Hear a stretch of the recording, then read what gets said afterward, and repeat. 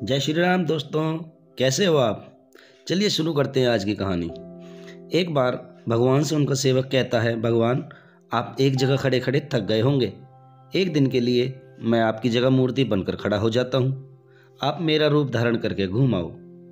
भगवान मान जाते हैं, लेकिन शर्त रखते हैं कि जो भी लोग प्रार्थना करने आए तुम बस उनकी प्रार्थना सुन लेना, कुछ बोलना नहीं, क्योंकि मैंने उन सभी के लिए प्लानिंग कर रखी है। सेवक मान जाता है। भगवान के वहां से जाने के बाद सेवक भगवान की जगह खड़ा हो जाता है और उसी समय वहां एक आदमी आता है और भगवान से कहता है कि प्रभु मुझे नई फैक्ट्री लगानी है, मुझे सफल करना, आप अपना आशीर्वाद दीजिए। और प्रार्थना के बाद जैसे ही झुककर भगवान को प्रणाम करता है तो उसका पर्स नीचे गिर जाता है, जिसका उसे पता भी नहीं चल पाता और वो वहां से चला जाता है।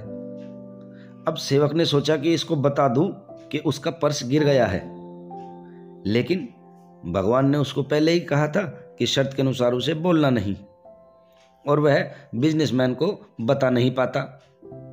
बिजनेसमैन के जाने के बाद एक गरीब आदमी मंदिर में आता है और भगवान से कहता है कि प्रभु मदद करो।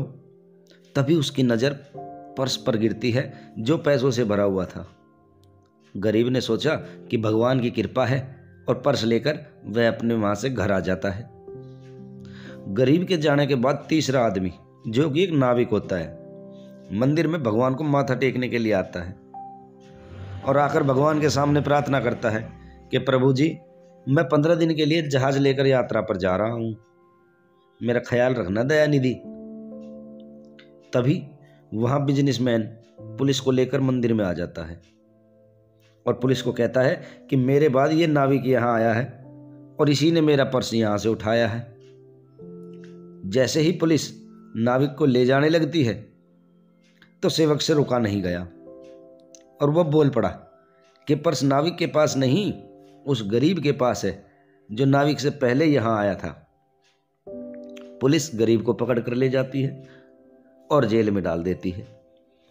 पूरा दिन घूमने के बाद जब भगवान वापस मंदिर में आते हैं तो भगवान पूछते हैं कि सब ठीक तो है ना। सेवक बोला, आपने तो मुझे बोलने के लिए मना किया था प्रभु, लेकिन मैंने अपनी समझदारी से बोलकर एक निर्दोष नाविक को जेल जाने से बचा लिया। भगवान बोले, तुमने कोई अच्छा काम नहीं किया, सब काम बिगाड़ दिया। सेवक बोला, क्या गलती हुई प्रभु मुझसे। भगवान बोले, जिस व्यापारी का पर्स गिरा था वो उल्टे सीधे काम करके पैसे कमाता था, उसका पर्स गिरे ये मैंने ही तय किया हुआ था, क्योंकि उसके गिरे हुए पर्स को गरीब तक पहुंचाना भी मैंने तय किया हुआ था, जिससे उस गरीब के बच्चे भूखे ना मरे। और उस व्यापारी का गलत तरीके से कमाया हुआ पैसा गरीब के काम आता तो उस व्यापारी सेठ के कुछ पाप कट जाते। और वो नाविक जो यात्रा पर जा रहा था उसके रास्ते में समुद्र में तूफान आने वाला था, जिसमें उसकी मौत का भय था। अगर वह जेल में रहता तो उसकी पत्नी विधवा होने से बच जाती, लेकिन तुमने तो मेरी सारी प्लानिंग ही बिगाड़ दी। दोस्तों, कई बार हमें भी लगता है कि मेरे साथ ऐसा क्यों हुआ, लेकिन दोस्तों इसके पीछे भगवान की ही प्लानिंग होती है और ये प्लानिंग हमारे अच्छे के लिए बनाई हुई होती है।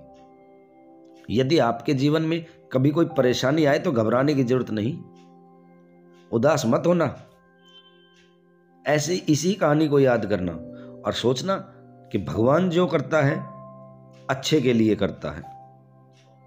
दोस्तों, अगर कहानी अच्छी लगी हो तो कहानी को लाइक और चैनल को सब्सक्राइब करना ना भूलें।